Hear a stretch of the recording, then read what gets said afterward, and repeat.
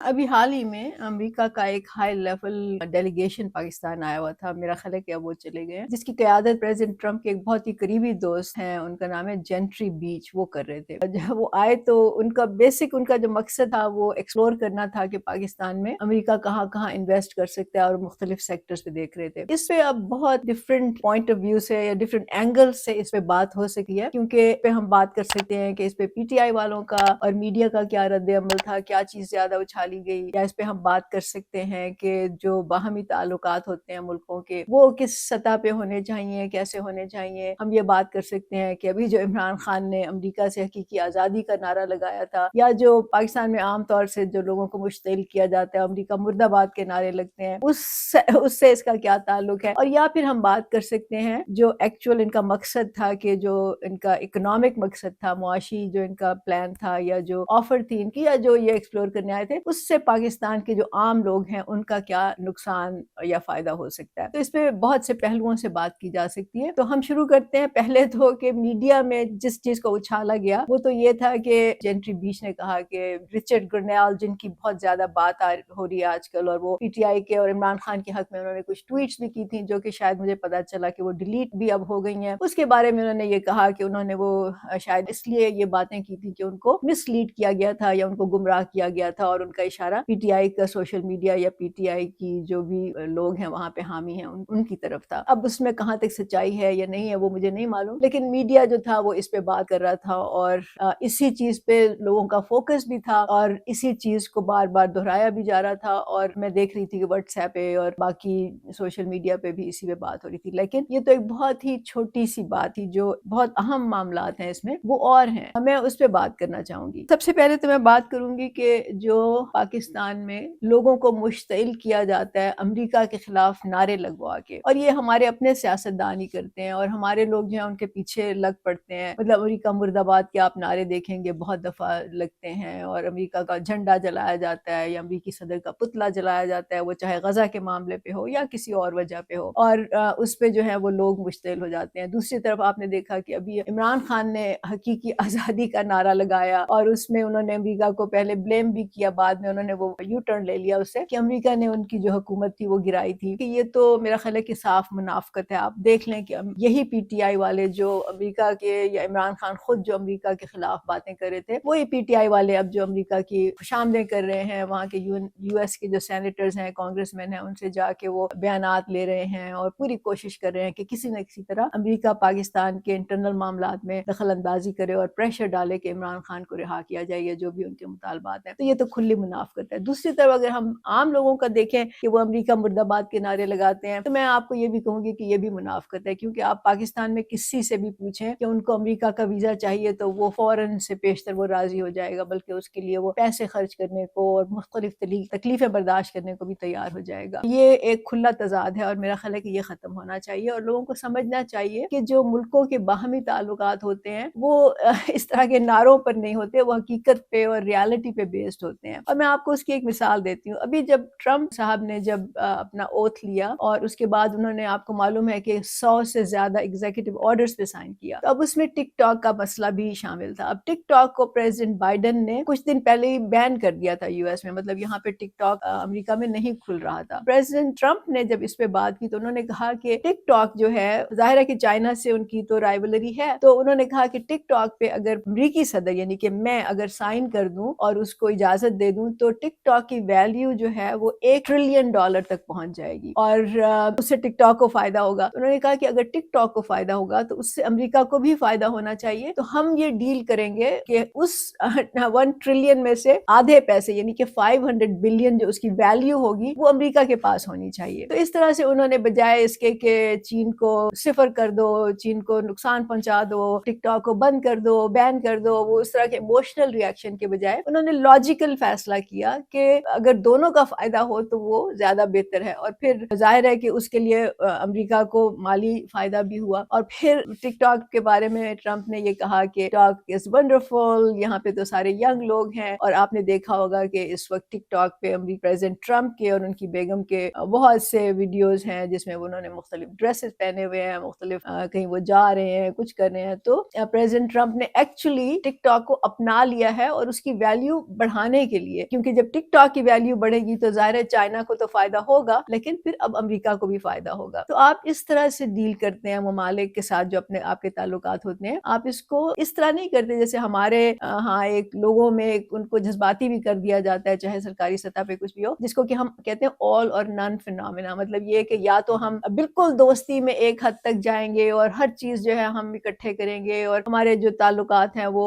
ہر چیز میں جو ہے ایک دوسرے سے جڑیں گے اور ایک دوسرے کے ہم حامی ہوں گے اور دوستی ہوگی وغیرہ وغیرہ, یا پھر ہماری بالکل دشمنی ہوگی. مطلب ہم بات بھی نہیں کریں گے, ہم کسی سے ٹیبل پہ بھی بیٹھ کے نیگوشیٹ نہیں کریں گے, ہم اگر ایک معاملے پہ ہمارا اختلاف ہے تو ہم ہر معاملے میں ان سے اختلاف کریں گے. اس کا مطلب یہ ہے کہ آپ نے یا ایک طرف ایکسٹریم سٹینڈ لینا ہے یا آپ نے دوسری طرف ایکسٹریم سٹینڈ لینا ہے. لیکن اصل میں جو سیاست ہوتی ہے وہ بیچ کا راستہ ہوتا ہے جس میں کہ دونوں طرف سے گیو اینڈ ٹیک ہوتا ہے, اور اس کو ہم ون ون سچویشن کہتے ہیں. مطلب دونوں کو کچھ نہ کچھ فائدہ ہو جائے, جیسے کہ ابھی پریزیڈنٹ ٹرمپ نے کیا کہ دونوں طرف سے کچھ نہ کچھ فائدہ ہو جائے. یہ جو ہمارے لوگوں کو بتا دیا گیا ہے کہ بس یا دشمنی ہے یا دوستی ہے, یہ آئی تھنک کہ بہت ہی امیچور ایموشنل, اور یہ میرا خیال ہے کہ ہمارے اپنے سیاستدان جو ہیں یہ ان کا قصور ہے. اب یہ سب کو معلوم ہے کہ چائنا اور امریکہ کی رائبلری ہے, کمپٹیشن ہے. دشمنی اس طرح سے نہیں ہے جس طرح سے کہ ہم دشمنی سمجھتے ہیں کہ مار دو ایک دوسرے کو, قتل کر دو وغیرہ وغیرہ. دشمنی اس طرح سے ہے کہ یہ دونوں ملک جو ہیں یہ کمپیٹ کر رہے ہیں دنیا میں اپنے انفلوئنس کے لیے. مطلب وہ انفلوئنس آپ کا پولیٹیکل بھی ہے, ڈپلومیٹک بھی ہے, جیو پولیٹیکل انفلوئنس جو آپ کا ہوتا ہے دنیا میں اس کا بھی آپ دائرہ کار بڑھاتے ہیں. پھر ان کی جو کمپٹیشن ہے وہ ٹیکنالوجی پہ بھی ہے, وہ ان کا اکنامک کمپٹیشن بھی ہے. چائنا جو ہے وہ اس کا فوکس سارا اپنی اکانومی اور ٹیکنالوجی پہ ہے, اور یہاں تک ہے کہ اب امریکہ جو ہے وہ چائنا کو اپنے لیے تھریٹ سمجھتا ہے. حالانکہ آپ کو معلوم ہے, یہ سب کو معلوم ہے کہ چائنا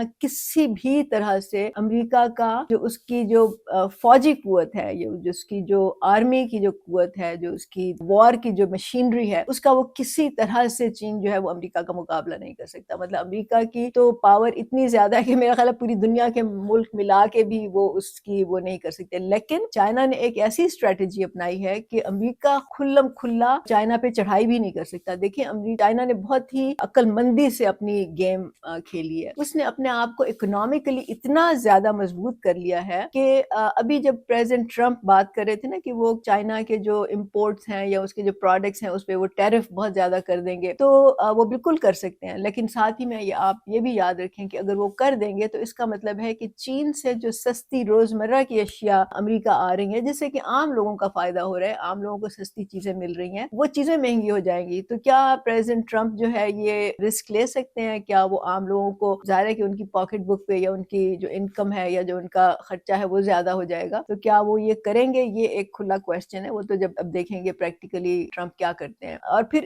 امریکہ جو ہے وہ چائنا کا مقروض بھی ہے, اور ان کی اکانومی اتنی آپس میں جڑی ہوئی ہے کہ اگر چائنا کی اکانومی ٹھپ ہو جائے تو امریکہ کی اکانومی بھی ٹھپ ہو جائے گی. آپ کو معلوم ہے کہ چائنا کو تو اس وقت میرا خیال ہے کہ دنیا کا ایک پروڈکٹیو ہاؤس یا پروڈکشن ہاؤس کہا جاتا ہے, کیونکہ فیکٹریاں اور جو بہت سی چیزیں ہیں, چاہے وہ آپ کے فون کے پارٹس ہوں, چاہے وہ آپ کی کاروں کے پارٹس ہوں, چاہے وہ اور ٹیکنالوجی کے کچھ حصے ہوں, وہ چائنا میں ہی بنتے ہیں. اور اگر چائنا میں بننے بند ہو گئے یا وہاں سے بنے اور امپورٹ یا ایکسپورٹ ہونے بند ہو گئے یا امریکہ نے اس پہ قدغن لگا دی, تو اس کا نقصان صرف چائنا کو نہیں ہوگا, پوری دنیا کو ہوگا اور امریکہ کو سب سے زیادہ ہوگا. تو اس طرح سے چائنا نے اپنی جو اسٹریٹجی ہے وہ بنائی ہے کہ اس کے تعلقات ہر ملک سے, خاص طور سے امریکہ سے, کیونکہ ظاہر ہے کہ امریکہ ایک بہت طاقتور ملک ہے, اس نے اس طرح سے رکھے ہیں کہ اب امریکہ کو بہت دفعہ اور بہت غور سے سوچنا پڑتا ہے کہ وہ چائنا کے خلاف کیا قدم لے. ابھی آپ نے دیکھا کہ چائنا نے ایک جو اوپن آرٹیفیشیل انٹیلیجنس کی ایک اوپن ایپ جو ہے وہ اس نے ریلیز کی, اور اس کی وجہ سے وہ اتنی مقبول ہوئی کہ اس کی جو چیٹ جی پی ٹی ہے اس کا گراف نیچے چلا گیا, اور جو ڈیپ سیک جو چائنا کی ایپ ہے وہ زیادہ بکنے لگی ہے. اور یہ ایپل کے پلیٹ فارم پہ میں بات کر رہی ہوں, جو ایپل کی جہاں پہ ایپس بکتی ہیں. تو اب ایپل نے بھی یہ نہیں کہا کہ یہ تو چائنا کی ایپ ہے اور یہ تو ہمارے دشمن ہے, تو ہم اس کو اپنے پلیٹ فارم پہ نہیں اجازت دیں گے, کیونکہ ظاہر ہے کہ ان کا بھی فائدہ ہو رہا تھا. اگر وہ بک رہی تھی تو ایپل کو فائدہ ہو رہا تھا. تو یہ ساری جو معیشت ہے یہ اس طرح سے آپس میں جڑی ہوئی ہے کہ ملک جو ہیں وہ اس کے ذریعے ان کے تانے بانے آپس میں ملتے ہیں. تو جو عقل مندی سے کام لیتے ہیں ملک, وہ اس طرح سے اپنی اسٹریٹجی بناتے ہیں بجائے اس کے کہ وہ 100% ڈپینڈنٹ ہو جائیں کسی پہ. اور اس پہ ہم بات کریں گے جب میں بات کروں گی کہ یہ جو وفد آیا تھا اس کی جو اکنامک پالیسی ہے, مطلب جو اس کا اکنامک ایجنڈا تھا, اس سے پاکستان کو کتنا نقصان اور فائدہ ہوگا. تو میں بات کرنا چاہ رہی ہوں کہ آج کی دنیا جو ہے وہ مولا جٹ کی دنیا نہیں ہے. وہ ایسا نہیں ہے کہ آپ کھڑے ہو کے تو جلسوں میں تقریریں کر لیں, تڑیاں لگا دیں, آپ نعرے لگا دیں, آپ جلسے جلوس نکال لیں, مارچز کر لیں, آپ پتلے جلا دیں. اس کا دور نہیں ہے. آپ کو اپنے ذہن سے سوچنا ہوگا, لاجیکلی سوچنا ہوگا. ان کو اگر آپ نے شکست دینی ہے تو آپ بھول جائیں کہ آپ ان کو فوجی میدان میں شکست دے سکتے ہیں. اس کے لیے تو آپ کو یا تو 100 سال انتظار کرنا پڑے گا, یا پھر یہ کہ کوئی معجزہ ہو جائے کہ امریکہ خود کمزور ہو جائے اور پاکستان اتنا طاقتور ہو جائے, تو یہ ہو سکتا ہے, جس کا کوئی امکان نہیں ہے. تو ہم نے ان کو شکست اگر دینی ہے یا ہم نے اگر ان کا مقابلہ کرنا ہے, شکست کا بھی ہمیں تصور چھوڑ دینا چاہیے. اگر ہم نے ان کا مقابلہ کرنا ہے اور اس سے ساتھ ساتھ اس دنیا کو بھی بہتر کرنا ہے, تو پھر ہم نے ٹیکنالوجی میں, پھر ہم نے سائنس میں, پھر ہم نے اپنا جو علم ہے اس میں اضافہ کرنا ہے. ہم نے اپنے لوگوں کو اس طرف لے کے جانا ہے بجائے توہمات کی طرف لے جانے کے, بجائے ان کو یہ فضول قسم کی جو عمران خان نے شروع کیے تھے گنڈا تعویذ کا جو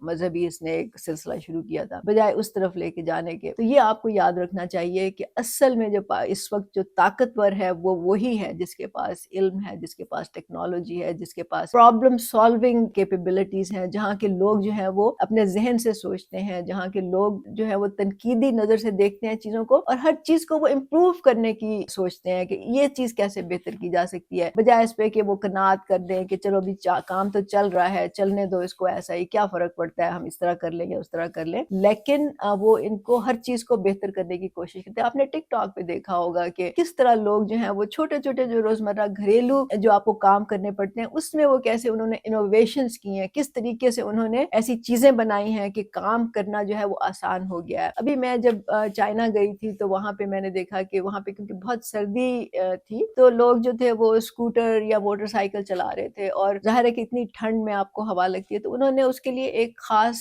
اپنے سامنے ایک کمبل کی طرح یا کمفرٹر کی طرح یا بلینکٹ جو ہے وہ انہوں نے بنا لیا کہ ٹانگیں اور ہاتھ جو ہے کہ اس میں چھپ جائیں, اور پھر انہوں نے وہ ایک اسکرین سی اپنے ٹرانسپیرنٹ اسکرین لگا لی جس سے کہ ہوا جو ہے وہ آپ کے منہ کو نہ لگے, تو اس سے ان کا کافی سردی سے جو ہے وہ بچاؤ ہو جاتا تھا. تو ان کے سامنے ایک مسئلہ تھا, اس کو انہوں نے حل کیا. اب ہمارے یہاں نہ کوئی سوچتا ہے, حالانکہ یہی مسئلے ہیں, بارش ہو جاتی ہے 2-4 قطرے پڑ جاتے ہیں تو لوگ ٹریول ہی نہیں کر سکتے, کیونکہ ان کے پاس ان مسئلوں کے کوئی حل نہیں ہے, نہ وہ خود کرتے ہیں, نہ وہ سوچتے ہیں, نہ وہ ڈیمانڈ کرتے ہیں گورنمنٹ سے کہ یہ مسئلے حل ہونے چاہیے. تو اس وقت ہمیں ضرورت ہے کہ نمبر 1 ہم